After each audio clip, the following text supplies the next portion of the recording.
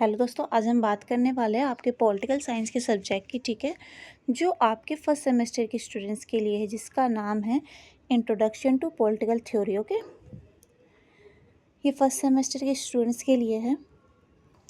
देखिए, पूरा 100 नंबर का आपका क्वेश्चन पेपर आएगा। ओके, 3 आवर्स का, जिसमें से आपके टोटल आपको 8 क्वेश्चन दिए जाएंगे, जिसमें से आपको 4 अटैम्प्ट करने हैं।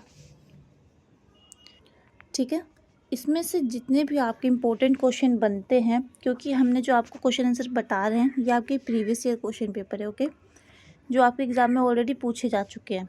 ठीक है, ये 4 क्वेश्चन आज हम डिस्कस करने वाले हैं। राजनीतिक सिद्धांत से आप क्या समझते हैं, स्वतंत्रता क्या है, नकारात्मक एवं सकारात्मक स्वतंत्रता में अंतर बताइए, राजनीतिक सिद्धांत क्या है, एक एवं अधिकारों की परिभाषा क्या है। ठीक है, ये आज हम डिस्कस करने वाले हैं। राजनीतिक सिद्धांत राजनीतिक घटनाओं का विश्लेषण करने और उनसे शासन सुधार के तरीके सुझाने का प्रयास करता है कि शासन कैसा होना चाहिए। ठीक है, उसमें लोगों के अधिकार होने चाहिए। ठीक, सरकार को निष्पक्ष कैसे बनाया जाए, लोगों को क्या अधिकार होने चाहिए और समाज में सत्ता की भूमिका क्या होनी चाहिए, ये हमें बताता है। राजनीतिक सिद्धांत की प्रकृति क्या है, दार्शनिक प्रकृति है। ओके, जिसमें राजनीतिक सिद्धांत दर्शन शास्त्र में निहित है, क्योंकि ये न्याय क्या है या न्याय समाज में कैसा होना चाहिए ये हमें बताता है। प्लेटो और अरस्तु जैसे विचारकों ने सदियों पहले इन सवालों की खोज की थी। ओके, इसीलिए क्या कहते हैं कि अरस्तु को क्या कहते हैं कि इसका फादर भी कहा जाता है। विश्लेषणात्मक और आलोचनाएं भी हैं। ठीक है, ये सरकार के कामकाज, नेताओं के व्यवहार और संस्थाओं की संरचना की आलोचनात्मक विश्लेषण करता है, ताकि ये देखा जा सके कि ये वह जनता के सर्वोत्तम हितों की सेवा करते हैं या नहीं करते, क्या या फिर उनके लिए कैसा काम करते हैं। ओके, राजनीतिक सिद्धांत ये जांचता है कि क्या लोकतंत्र वास्तव में लोगों को शक्ति देता है या अक्सर केवल सत्ता में बैठे लोगों को लाभ पहुंचाता है। ओके, इसकी मानक प्रकृति भी है, मानक पक्ष भी हैं इनके। चीज़ों को जैसी वह है वैसा ही वर्णित करने के बजाय यह सुझाव देता है कि उन्हें कैसा होना चाहिए। ठीक है, उसमें क्या सुधार होना चाहिए। न्यायपूर्ण समाज को व्यक्तिगत अधिकारों की रक्षा करनी चाहिए और सभी को समान अवसर का प्रदान करने चाहिए। राजनीतिक सिद्धांत एक बेहतर समाज की दृष्टि प्रदान करता है। ठीक है, ऐतिहासिक मतलब इतिहास का भी इसका चलता आया है। बात पर गौर करता है कि लोकतंत्र, स्वतंत्रता और अधिकार जैसे विचार समय के साथ कैसे विकसित हुए हैं। ठीक है, कि पहले कैसे थे और अब उसमें क्या सुधार हुआ है। ऐतिहासिक बदलाव को समझने में वर्तमान राजनीतिक संस्था और मुद्दों की जड़ों को देखने में मदद मिलती है। राजनीतिक सिद्धांत विषय क्षेत्र भी है इसके। ओके, जैसे शांति, संबंध, संघर्ष और हिंसा जैसी अवधारणाओं को विश्लेषण करता है।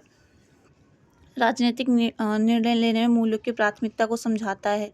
ठीक है, न्याय, समानता, अधिकार, लोकतंत्र और अन्य मौलिक राजनीतिक मूल्यों की प्रकृति का पता लगाना है।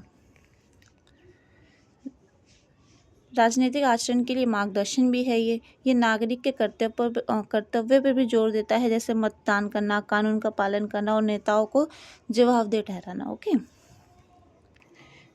राजनीतिक आचरण के लिए भी मार्गदर्शन करता है। ओके, ये देख लिया हमने। राजनीतिक संस्था और प्रणालियों का मूल्यांकन भी करता है कि संस्थाएं कैसी होनी चाहिए। सार्वजनिक नीति कानून पर भी प्रभाव डालता है ये। ओके, जैसे अमानता जैसी अवधारणाएं सामाजिक कल्याण, आपराधिक न्याय और न्यायिक अधिकारों जैसे नीति क्षेत्रों को सीधे प्रभावित करती है।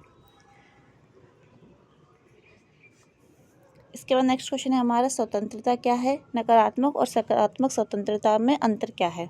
स्वतंत्रता क्या है, सरल शब्दों में स्वतंत्रता का अर्थ है दूसरों के अत्यधिक नियंत्रण के बिना अपनी इच्छा के अनुसार कार्य करना या अपना जीवन बिताना। ओके, कि आपके जीवन में किसी का हस्तक्षेप ना हो।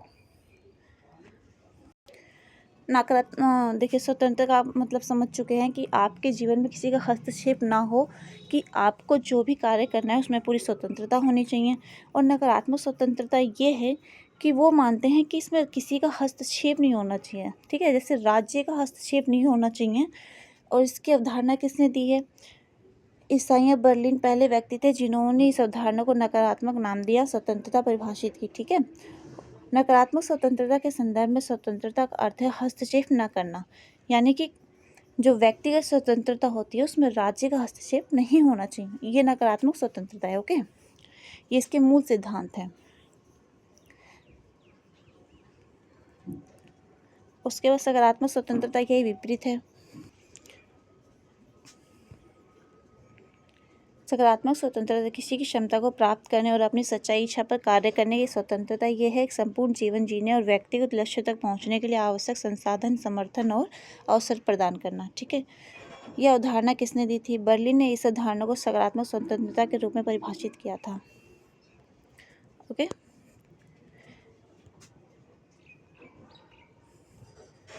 इसके सिद्धांत पढ़ लेते हैं एक बार हम। परिस्थितियाँ व्यक्ति और उनके लक्ष्य को प्राप्त करने में मदद करने के लिए अवसर प्रदान करना है, जैसे शिक्षा और स्वास्थ्य जैसे सेवा प्रदान करना राज्य द्वारा। ठीक है, ये सकारात्मक स्वतंत्रता है।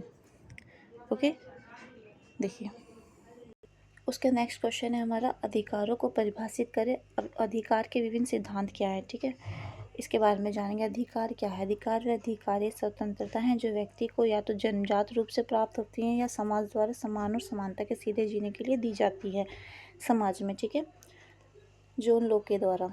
अधिकार प्राकृतिक और सभी के हैं। लोगों के जीवन, स्वतंत्रता और संपत्ति का अधिकार है और सरकार को इन अधिकारों की रक्षा करनी चाहिए। ठीक है, ये बोलते हैं अधिकारों के लिए। तो हम सब क्या बोलते हैं? अधिकार सुरक्षित रहने की जरूरत से आते हैं। प्राकृतिक अवस्था में लोगों को पूरी आज़ादी थी, लेकिन उन्होंने शांति और सुरक्षा के लिए कुछ हद तक शासकों को आज़ादी दे दी थी। ठीक है, मतलब प्राकृतिक रूप से पूरी आज़ादी थी, मतलब क्या क्या? तो सुरक्षा के रूप से, ताकि किसी और की स्वतंत्रता से किसी और को हानि ना हो। तो क्या क्या उस पर कुछ नियम कानून बनाए गए उसके लिए। ठीक है, ऐसे सब ने अपने क्या किए हैं, थोड़े थोड़े अलग अलग व्यूज़ दिए हैं। ठीक, ये मानकीय अंत क्रियाओं को विनियमित करते हैं। ये सुनिश्चित करते हैं कि व्यक्ति दूसरों का सम्मान करते हुए अपने लक्ष्य को प्राप्त करें। मतलब कि वो स्वतंत्रता है एक को। ठीक है, पर कैसी स्वतंत्रता है? कि दूसरों की स्वतंत्रता की हानि ना हो। अधिकार किसी भी समुदाय या राष्ट्र में व्यवस्था और न्याय बनाए रखने के लिए मौलिक हैं। ठीक है, मौलिक अधिकार हैं। अधिकारों का महत्व क्या है? व्यक्ति को उत्पीड़न और शोषण से बचाना, सभी के लिए समान अवसर प्रदान करना, कानून, न्याय, शासन के लिए आधार प्रदान करना, समाज में शांति और सद्भाव को बढ़ावा देना, यही मोटिव है। ओके, अधिकार के प्रकार कितने हैं? प्राकृतिक अधिकार हैं, कानूनी अधिकार हैं, जो हमें जन्म से प्राप्त होते हैं वो प्राकृतिक अधिकार होते हैं, जो हमें कानून द्वारा प्राप्त दिए जाते हैं वो कानूनी अधिकार हैं। कुछ नैतिक अधिकार हैं, ठीक है, मोरल। कुछ नागरिक अधिकार हैं, समाज में व्यक्तिगत स्वतंत्रता समानता सुनिश्चित करने वाले अधिकार हैं। ठीक है, जो भेदभाव को समाप्त करते हैं। कुछ आर्थिक अधिकार हैं, व्यक्ति को वित्तीय और भौतिक भलाई से संबंधित काम करने का अधिकार, रोजगार के अवसर, ठीक है, ये सब प्रदान करना। कुछ सांस्कृतिक अधिकार हैं, जैसे सांस्कृतिक गतिविधियों में सभी को समान भाग लेने के स्वतंत्रता। कुछ मानव अधिकार हैं, ठीक है। ये PDF आपको टेलीग्राम चैनल पे मिल जाएगी। ये बहुत इंपॉर्टेंट क्वेश्चन है आपके एग्ज़ाम में, जो पूछे जा चुके हैं। ठीक है, पूछे जाएंगे नहीं, पूछे जा चुके हैं, और 100% इसमें से आपसे क्वेश्चन पूछे जाएंगे। आप ये टेलीग्राम डाउनलोड कर लेना। एंड आपका नेक्स्ट एग्ज़ाम कौन सा है हमें कमेंट बॉक्स में ज़रूर बताएं। टेलीग्राम पे आप हमें कमेंट कर सकते हो। ओके, अपना सिलेबस बता सकते हो। बाकी एग्ज़ाम के लिए ऑल द बेस्ट।